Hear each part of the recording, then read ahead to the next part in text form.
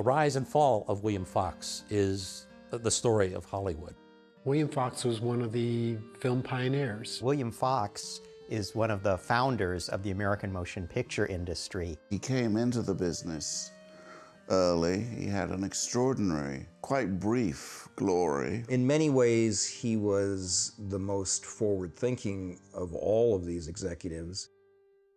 He was born in Hungary, of German-Jewish descent. Clearly the name was not William Fox. Comes to this country, to America, when very young. Lives on the East Coast in the New York area. He viewed his father as shiftless, no ambition whatsoever. So he took the reverse of that and became extremely ambitious. William Fox was the real sole breadwinner from the time he was a kid for his family. At age 11, I found my first job with a clothing firm. The day's work consisted of 11 hours a day for 6 days a week and a half day on Sunday. My mother encouraged me to save. Every penny was something that I denied myself, with the thought in mind that if I was going forward, I had to have money. William Fox.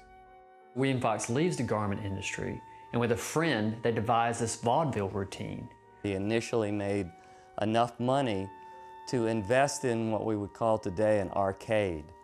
And once he had established that kind of place, he decided to put in a Nickelodeon. In the Nickelodeon era, you could make a film for $500 or $800 and you could sell it for $6,000, and it was just like opening the cash register and taking out handfuls of money. He builds up a small empire of Nickelodeon arcades. From there, he then built up one of the very first regional distribution organizations, the Greater New York Film Rental Company. William Fox is one of those people who succeeds at it. Most people did not succeed. There was a force in the country on the East Coast called the Motion Picture Patents Company, which controlled as many of the inventions that went towards film as it could. They had a stranglehold on manufacturing because they owned the camera patents and the projector patents. Essentially, independent filmmaking was not possible. The battle between the independents, led by William Fox, against Thomas Edison and the Edison Biograph and Vitagraph establishment companies was utterly crucial in the development of the American motion picture. The trust companies under Edison were attempting to completely monopolize motion pictures in North America and keep motion pictures essentially at a very low level, one-reelers that would play in Nickelodeons. They thought what the business was in their day was showing any scrap of film you could get your hands on to an audience that had really never seen film before. They weren't doing very much to improve the length or the quality or the subtlety or the content of motion pictures.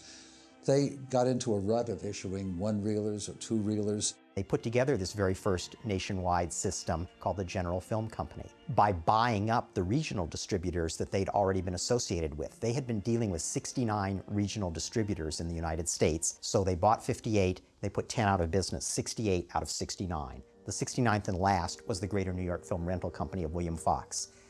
Edison felt he had to have this company, but Fox just wouldn't sell out to Edison. And Edison finally cut off his supply of films. And so Fox did a couple of things that had a profound impact on motion picture history. He realized the only way you can really guarantee a source of films if you're a distributor is to become a producer also. The second very, very important thing he did was he sued the trust and Thomas Edison. This set the stage for one of the biggest battles in the history of motion pictures. The early legal rulings went against the independents, but so long as Fox could get a supply of films from the independents, he could keep his business alive. He then starts to produce films through third parties, and then in 1914, he actually opens his first studio in Fort Lee, New Jersey.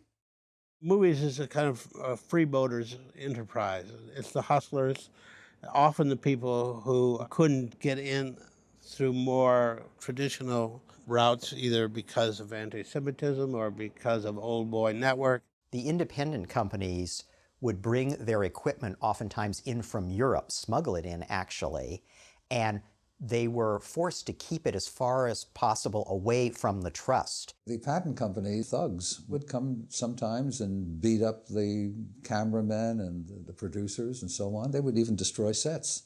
Pinkerton detectives working for Edison trying to shoot up cameras and destroy them that hadn't been properly purchased through Edison.